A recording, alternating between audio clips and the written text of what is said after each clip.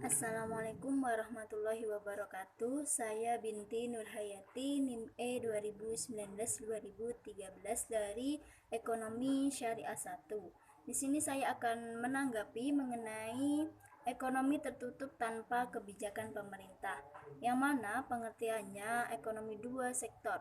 Jadi ekonomi tertutup tanpa kebijakan pemerintah itu bisa juga disebut dengan ekonomi dua sektor, yang mana pengertiannya yaitu merupakan perekonomian yang terdiri dari sektor rumah tangga dan perusahaan, atau disebut juga bentuk yang paling sederhana dari analisis makroekonomi mengenai penentuan tingkat kegiatan ekonomi suatu negara.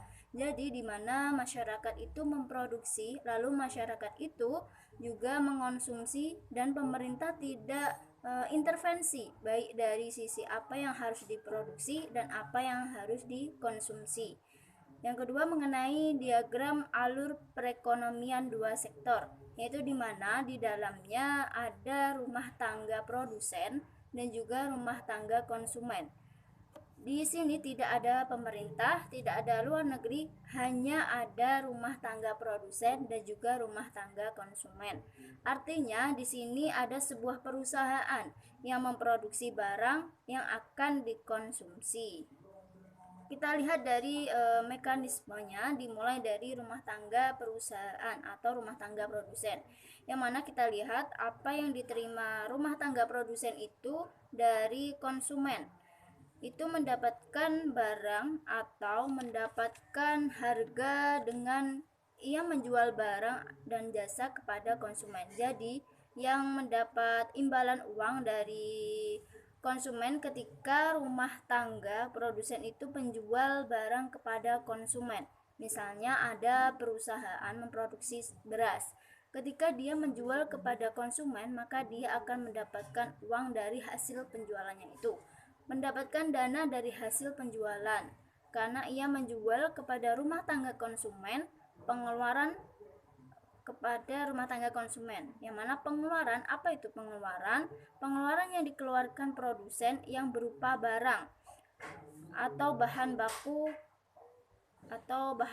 kepada konsumen. Misalnya ketika memproduksi beras, apa yang maka ia akan membeli padi untuk ditanam, atau membeli tanah untuk ditanami, atau menyewa tenaga kerja untuk bekerja di rumah tangga produsen. Maka dia membayar, maka itu disebut dengan pengeluaran, yang mana ia mengeluarkan uang untuk kepentingan produksi. Selanjutnya kita juga melihat pada hubungan rumah tangga konsumen dengan rumah tangga produsen. Yang pertama, pendapatan. Pasti akan mendapatkan pendapatan dari produsen dengan cara menjual tanah kepada rumah tangga produsen, maka ia akan mendapatkan uang. Atau ia bekerja di rumah tangga produsen, maka ia juga akan mendapatkan uang atau pendapatan yang ia lakukan tadi. Jadi dilihat dari diagram ini hanya ada rumah tangga produsen dan rumah tangga konsumen, tidak ada pemerintah, tidak ada luar negeri. Aliran selanjutnya, poin yang ketiga mengenai aliran pendapatan dalam perekonomian dua sektor.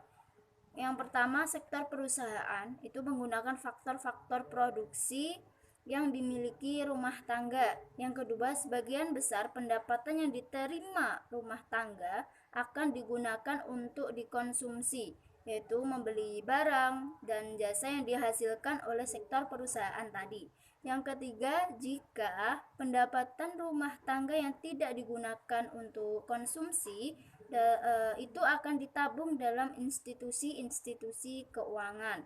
Yang keempat, perusahaan yang ingin melakukan suatu investasi akan meminjam tabungan rumah tangga yang dikumpulkan oleh institusi-institusi keuangan. Yang keempat, kita akan mempelajari mengenal hubungan antara konsumsi dan pendapatan, yang mana pendapatan rumah tangga itu faktor terpenting untuk menentukan tingkat pengeluaran. Contohnya dilihat pada tabel 4.1 pada halaman 10 pada buku Sudono Sukirno, yaitu pada tabel tersebut menunjukkan bahwa antara disposable income dengan pengeluaran konsumsi dan tabungan rumah tangga. Keterangannya pada tabel tersebut yaitu yang pertama, pada pendapatan yang rendah rumah tangga mengambil tabungan. Ini berarti rumah tangga harus menggunakan harta atau tabungannya masa lalu untuk membiayai konsumsi. Yang kedua, kenaikan pendapatan menaikkan pengeluaran konsumsi. Sisa pertambahan tadi pendapatan lalu ia tabung. Jadi sisanya pertambahan pendapatan tadi itu ditabung. Yang ketiga, pada pendapatan yang tinggi rumah tangga menabung. Jadi ketika pendapatannya itu tinggi, maka ia akan menabungkan sisa dari pendapatannya tadi. Yang keempat, mengenai kecondongan mengonsumsi. Yang pertama, kecondongan mengonsumsi maksimal, di mana perbandingan di antara penambahan konsumsi yang dilakukan dengan pertambahan disposable income yang diperolehnya. Yang kedua, kecondongan mengonsumsi rata-rata, di mana merupakan perbandingan di antara tingkat konsumsi dengan tingkat disposable income.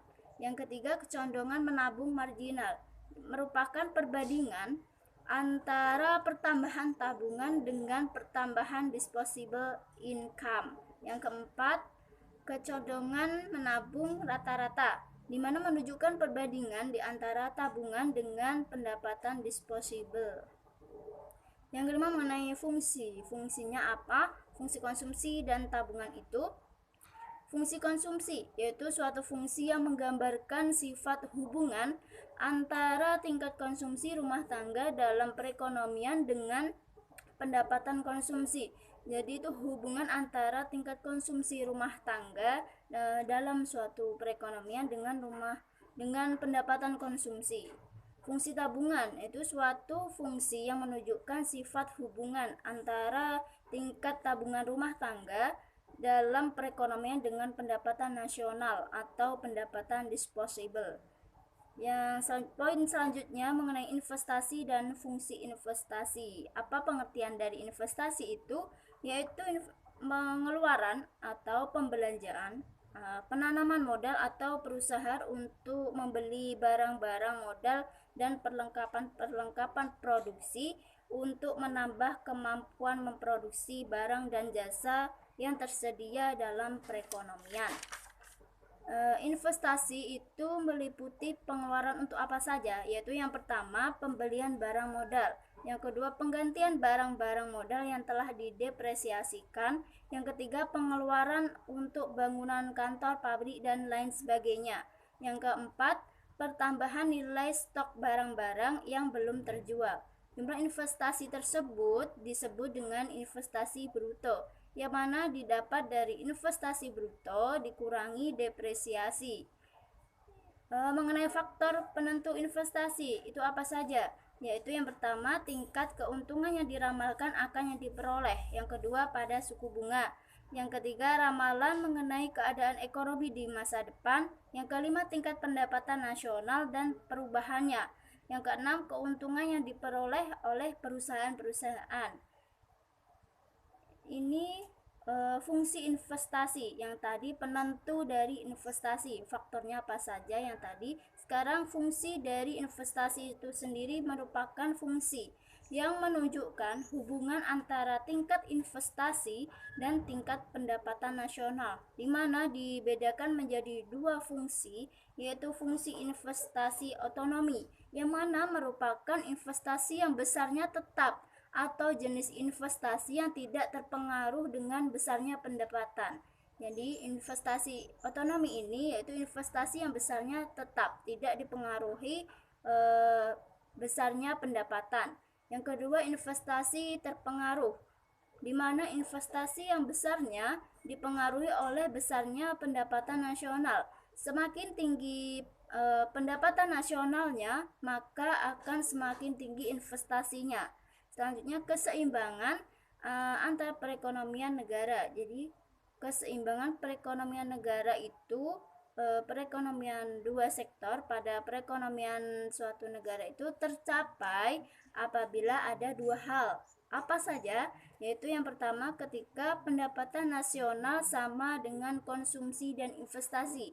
Jadi keseimbangan perekonomian dua sektor itu pada perekonomian negara tercapai. Yang pertama ini ketika pendapatan nasional sama dengan konsumsi dan investasi. Yang kedua, investasi sama dengan tabungan. Jadi investasi sama tabungan itu sama. Jadi sekian tanggapan yang dapat saya sampaikan mengenai perekonomian dua sektor atau ekonomi tertutup tanpa kebijakan pemerintah dari Bapak Abdul Wadud Nafis LCMNI. Kurang lebihnya mohon maaf. Wassalamualaikum warahmatullahi wabarakatuh.